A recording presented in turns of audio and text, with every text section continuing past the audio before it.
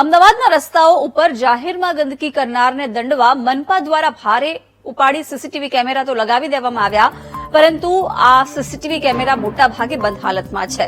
Smart city અમદાવાદમાં સ્વચ્છતા મામલે તંત્ર ક્યાંક ઉદાસીન હોય તેવું ઘાટ ઘડાયું છે. કુલ 283 જેટલા ન્યુસન્સ સ્પોટ શોધવામાં આવ્યા અને આ સ્થળો પર ગંદકી ન થાય અને ગંદકી કરનાર દંડાય તે માટે મનપા દ્વારા 2.38 કરોડના ખર્ચે 300 જેટલા સીસીટીવી કેમેરા લગાવવાનો નિર્ણય કરવામાં આવ્યો હતો. શહેરમાં વિવિધ ગંદકીના સ્થળો પર 6 મહિનામાં માત્ર 270 સ્થળો પર સીસીટીવી કેમેરા લગાવવામાં આવ્યા છે, તો માત્ર 50 જેટલા જ સીસીટીવી કેમેરા હાલમાં ચાલુ છે. વિપક્ષે આક્ષેપ કર્યો છે કે તંત્ર સ્માર્ટ સિટીની વાતો કરે છે, પણ કામ સ્માર્ટ થતું નથી. શહેરના નાગરિકોને સ્વચ્છ સિટી માટે થયેલા વાયદા માત્ર કાગળ પર છે.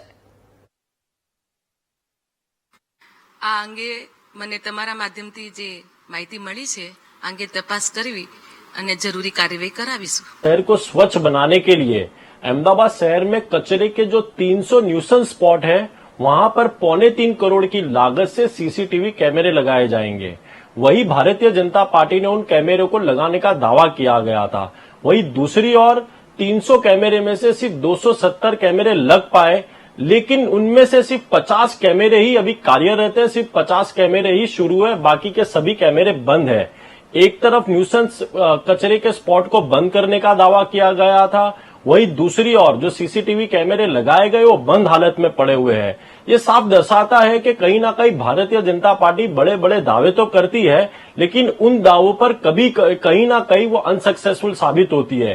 एक तरफ अहमदाबाद शहर का दावा किया जाता है कि देश में अहमदाबाद शहर प्रथम रैंकिंग पर आ चुका है साफ सफाई को लेकर, वही भारतीय जनता पार्टी के राज में वो रैंकिंग 1 नंबर से 15वीं रैंकिंग पर आ चुकी है.